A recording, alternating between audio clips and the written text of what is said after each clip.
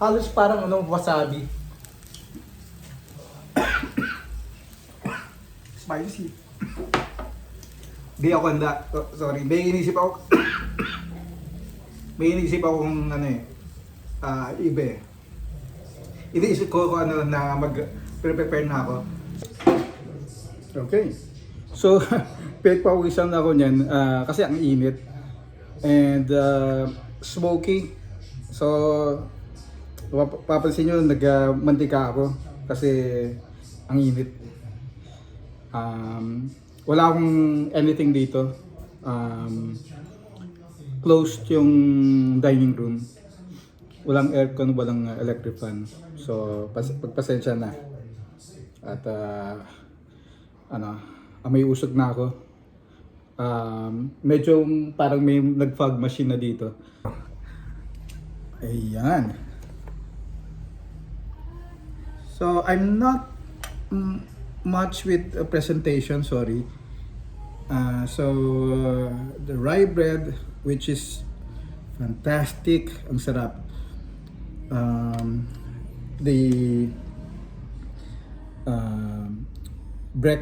German breakfast bun, amazing.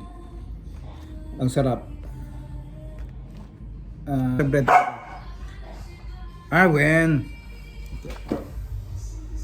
Kaya nang tiyatawlin mo yung Arwen, ito si Arwen. Arwen! So, balik tayo. So, ito yung pretzel. Masarap, think of Auntie Anne's na na pang-restaurant. Pero hindi matamis syempre. Yung Auntie Anne's na walang butter tsaka cinnamon sugar. Arwen! Yung Auntie Anne's na without the butter and sugar, cinnamon sugar. Yan. Sarap. Good as is. Pero ngayon sasabay ko sa mga sausage. Ito yung mga sausage, pinunog. Kalimutan ko. Hungarian and the egg. Natatempt akong maglagay ng electric fan pero okay na yan. So unahin natin ng pinunog, which is my favorite. If you go na sausage. Kasi mahilig ako sa smoky. Mahilig ko sa smoky smoky food. Para makita niyo. Wow. Hindi ako masyadong exposed sa Ifugao culture, sorry. Yung nakakabili ako sa kanya ng ganito.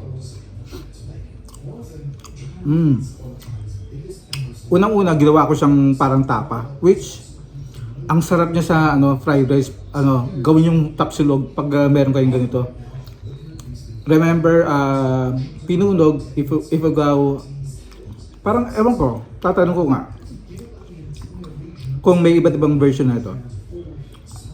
Ano siya? Pork.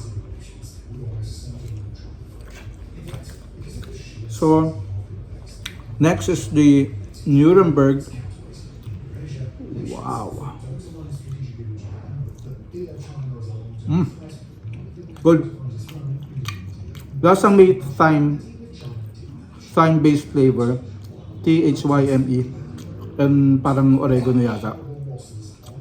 Good. Lagyan natin yung mustard.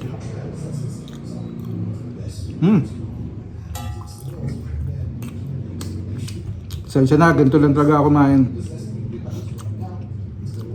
Ako, I can eat na kahit walang kanin. Hindi ko hinahanap-hanap yan. Or pwede kong hindi hanap-hanapin yun. I'll be satisfied with this. Masaya ako sa ganitong klaseng food. And if you're wondering kung hindi healthy itong mga to, because syempre general knowledge na kung paano sila gawin, may nitrates, may preservatives. Ayon dun sa sa packaging ng pinunog, no preservatives added, which most likely naman kasi smoked siya eh. Hindi mo na kailangan lagyan ng preservative ang pagkain na in-smoke mo kasi yung smoke mismo yung preservative eh, which is natural. Ito lang. Next. Balik tayo dun sa sa kinukwento ko. Itong naman, mga sausage, ayon sa website ng Curry Wurstmeister, they use very minimal preservatives. Kasi ayaw naman nila magkasakit yung mga customers nila. Which is very good. Na ganun yung philosophy nila.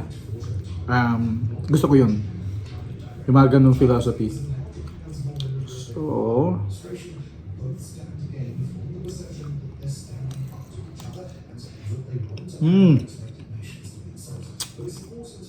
smoky. Ito si Arwen, yung maingay. Arwen? Ayun no. Ayun no.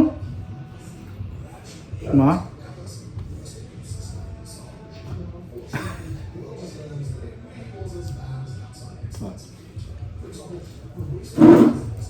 Bigat. Bigat na Arwen.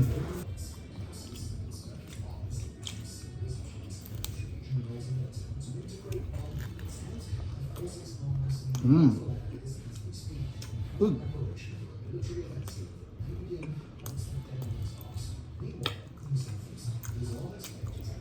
This time kaya nagpark lang tayo sa tabi-tabi. Kahit na sa bahay. Sa tabi-tabi lang ako nagpa-park.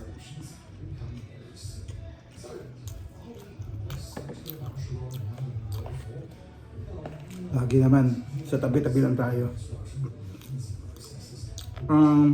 Pretzel. If you want, gawin nyo yung sa sa anti-ants. Kuha kayong butter, smother melted butter dito. Tapos i-roll nyo sa cinnamon sugar. You'll have the best anti-ant like cinnamon sugar pretzel. Pang restaurant. Pero ako, masaya na ako sa ganito eh. Which, may ligaw sa butter. Ayan, butter. Meron pa pala akong isang isang entry. Mushroom soup, which I made from scratch. Ingredients, shiitake mushroom, yung bottle mushroom na nabibili sa grocery. Milk, onion, garlic, pepper, water, and secret ingredient, which is hindi na secret, yung kumuha ko ng pinunog. Yung kanina, so yung pinanggalingan, yung in-slicean ko kanina, nilagay ko sa soup. Ilang slices ng bread, 4 slices na. Ang laki pa rin. And this is just half 300 something to, 365. So ganyan kalaki. Pinilastic ko na para ma-preserve ko yung kalate since hanggang next week siya. Ito. Malakas ako mag-bread. So siguro 2 days. Fried egg.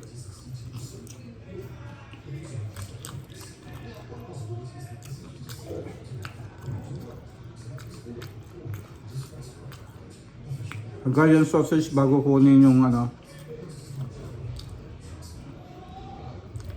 yung soup.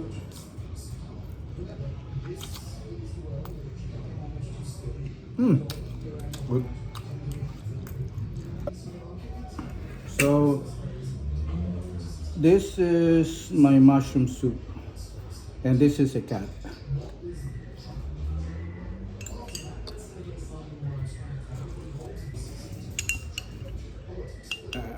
Ito yung pinulog.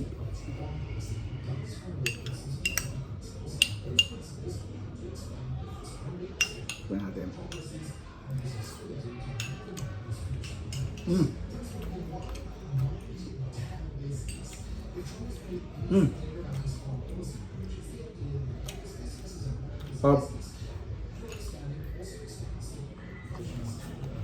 Cacao beets.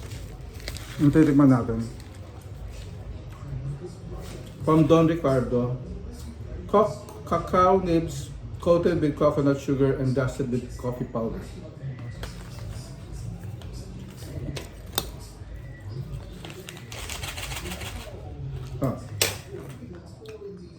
Soup nga.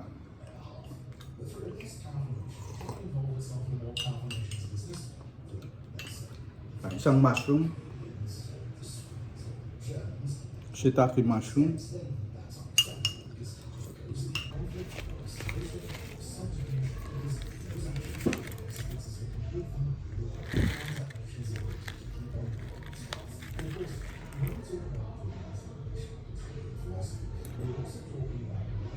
Okay. So yan pala ang ano, cacao leaves, which ngayon ko lang ano, matitikman. Out of curiosity, bumili ako.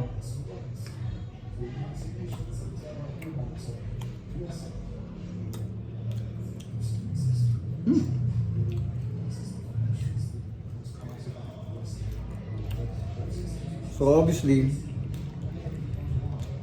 hindi siya ano, hindi siya yung chocolate, as in chocolate pieces, chocolate. Something different to. Mapait-pait siya, which I like.